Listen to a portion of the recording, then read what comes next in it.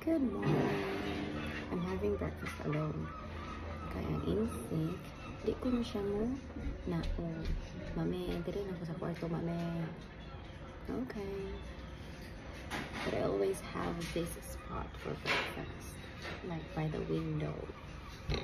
And then, akong background kay ang minister. So today, to meet Osborne House, mora na among main event. Kay dako man kay na siya, like ang ground, expanding to the beach. So explore na siya today. And if we still have time, then want to make Quar Abbey or ride for some charity shops. Apart from that, nothing really for today. It's just chill. So again, kuyong gimi para di may magmingaw. Hello mga amiga. So naa nami sa Osborne House. From the entrance naglakaw mi mga 8 minutes. So mao ni siya ang Osborne House, owned by Queen Victoria and Prince Albert. So kuyogin na sad mi to explore inside para di may magmingaw.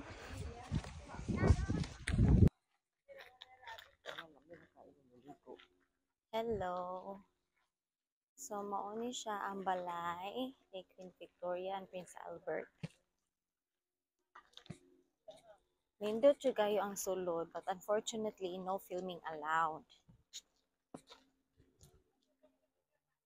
So every mag-birthday sila, muuli gid sila dire magtiayon to celebrate their birthday. Ang last birthday ni Queen Victoria dire is 1861 May 24th.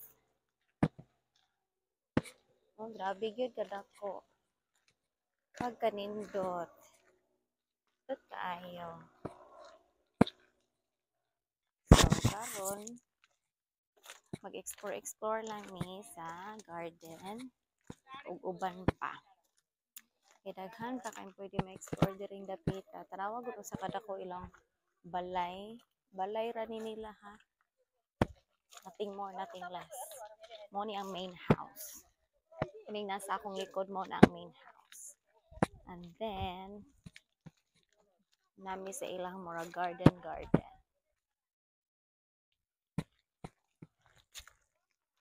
And look at that view.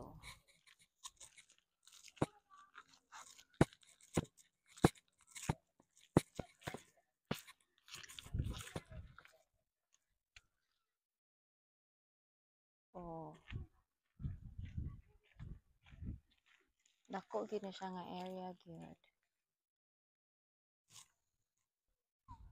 So, naabot na mi diri sa private beach sa Osborne property or sa Osborne House ni Queen Victoria and Prince Albert. Diba nila kailang private beach, pwede mo maligo, but I bet ang tubig kay bugnaw. Because that's a thing here in the UK. Maski pag summertime, na ay daghang dagat no, pero ang dagat or any water kay perting bugnawa. Pero at the same time, murag refreshing pud siya. Kay tungod sa kainit sa panahon, murag lami ra pud isawom og bugnaw nga tubig. I tried it once in Brighton, maka-adapt ra gyud imong lawas sa kabugnaw sa tubig. And again, it's refreshing. So sa ilahang private nga beach kay naa sila cafe. Naa sila cafe. Yan dito nga area kay naay mga tables nga pwede mo dito mag-lunch. And then kanang nay checker din ha nga murag balay-balay nga may. Mauna siya ang naay puppet show. So daghan na activities for families nga nindot diri kapilian, mapili lang gyud mo. So one more thing nga nakanindot diri kay pwede ra mo magdalag inyong kaugalingong food. So dili siya okay ra ka nak? Okay ra ka? So, pwede ra mo magdalag food, kinara sila yung mga picnic tables and designated areas nga pwede ra mo mukaon or pwede ra mo maglatag og banig whatsoever as long as inyo lang po limpyuhan ini human kay Lain sad kayo no, property sa Royal Blood, unya inyong hugaw-hugawan, wa mo nalipong. Charot lang, di ba? So, yung ana, gikan sa ilang main house, padung diri sa beach, it is 1.2 kilometers. Di naman siya layo. Kaya inyong mga gianindot man pod, makaagi mo og mga old oak trees dated in 1841.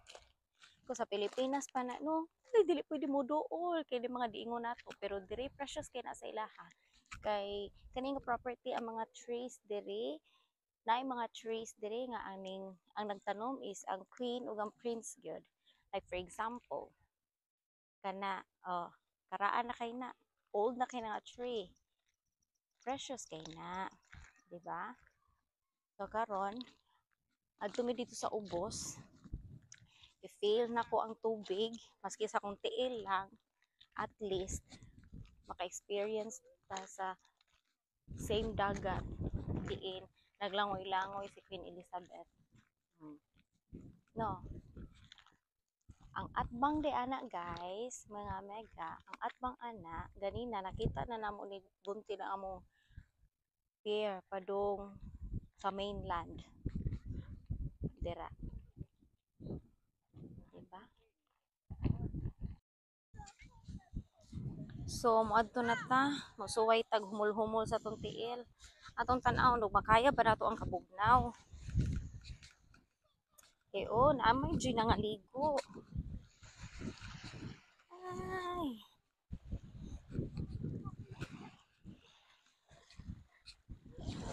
Tanaw na to biyon sa kakanahan inday. O, bugnaw gyud di ay ang tubig.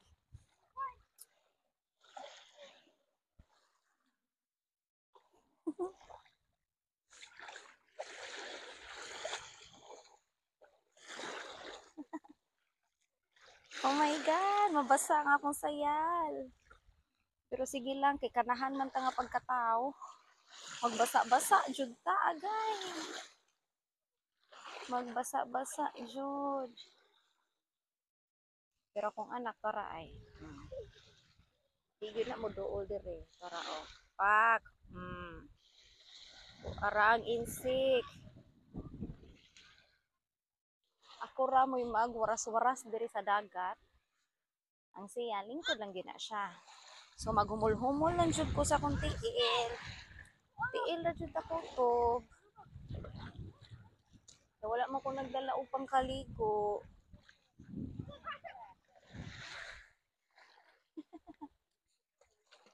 Diba?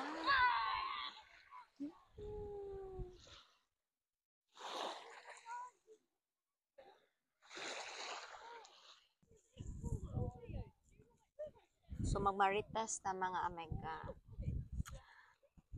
Naaman mi sa Isle of Wight, no? Nindot dere, kay it's a small island. Murag ang mga tao, kaila ra sila. Anak kanindot pag yun, kay kanang laid back ra bitaw. Well, to be fair, in general, ang lifestyle diri sa UK kay laid back ra gyud. Kanang murag minus ang stress, nagi siya work life balance lang ba balance. So diri sa Isle of Wight, makaingon jud ko, nindot ang mga tao kay ilara sila. Like for example, gahapon nagsakay may bus, kay magbasa man mi no. Wala ko'y car, di ko kay ba mo drive. So nagbus mi.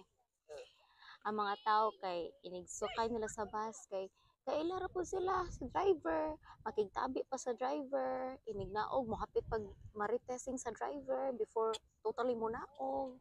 Nya, dili gyud masuko ang ubang pasahero nga murag ma-delayed og 1 or 2 minutes kay ang tiguwang nakig marites pa sa driver, nangumusta pa sa driver nya.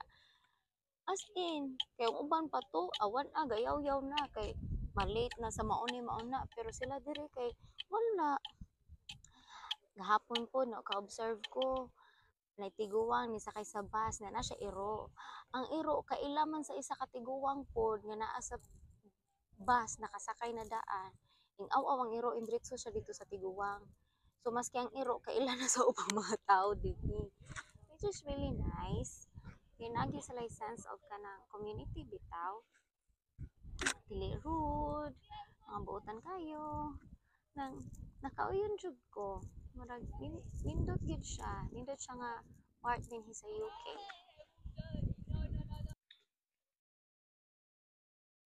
So this is a Monterey pine, planted in 1856. Tanawa. Mm. Another old tree. Ay, ginoo ko. So, unsay pangalan ni? Cedar of Lebanon. Again, planted in 1860. O, diba? So, padulong nami, gikan mi sa private beach nila, no?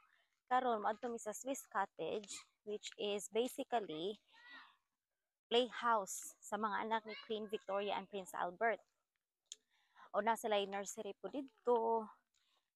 And from what I've read, kada anak naa sila murag designated area nga magtanom sila. And then, ang ilang mga ipang-harvest, ila ra pong ibaligya sa ilang amahan, which is ang prince. Because at a young age, gitrain na sila regarding hard work and trade and commerce. So, grabe no. Bata pa, training mo na daan. Which makes sense kay what is. You belong to the royals. Grabe yung training yun. Okay. Sumusunod intang sa trono. Diba? So, along this trail, makakita po og mga wooden carvings sa different types of animals nga naa diri sa woodland. Woodland may tawag nila ani. So, landong atong gilakwan mga amega. Landong ra. Taod-taod pa ta maabot dito. Magdugay-dugay pa gyud ni. So, update lang ta mo kung naabot kami ha.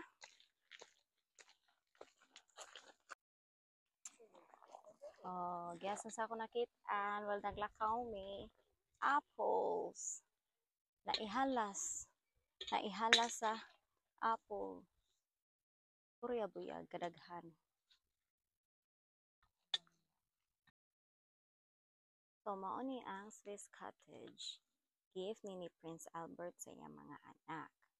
It was built because ganahan siya na ma-develop ito ang practical skills sa mga bata. Kaya di ba daghan siya anak no? So, bata pa lang sila, gina-train na niya about life, practical skills about life. So, if you can see it at my back, na ay garden. So, kada anak niya, naa sila'y garden plots. Ana sila mananom og fruits and vegetables. And then, if harvest time na, mag-harvest sila no, ila ra pong ibaligya sa ilahang papa. So, tiara. Or na siya. Dako-dako pa gyud. Padung pa ni didto pikas. Nya kanang Swiss Cottage mo na ilahang murag playhouse, playground. So sa sulod bawal mag-film. So sa sulod na mga description dito on each sa ilaha sa mga bata o sa ilang likes and dislikes o sa ilang mga hilig and everything. So for example, si Princess Helena, masuod siya kang Prince Alfred. So and things like that. Yan na dito ang mga timbangan nga ilang gigamit before. Baligya nila sa ilang mga harvest, sa ilang papa.